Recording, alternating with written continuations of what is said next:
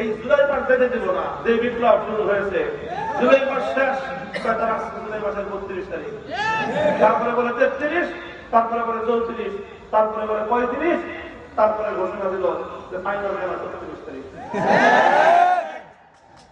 খেলার ঘোষণা আসলো, আমরা দেখলাম যে একতরফা খেলা হয়। কত মানুষ আগে খেলা খেলবো, আসল খেলি।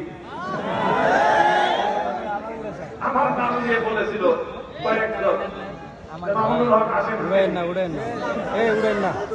তখন বলেছিলাম যে খেলার একটা সিস্টেম থাকে, খেলার একটা সিস্টেম থাকে, সিস্টেম মতো আসেন, কিন্তু অসুবিধা কি?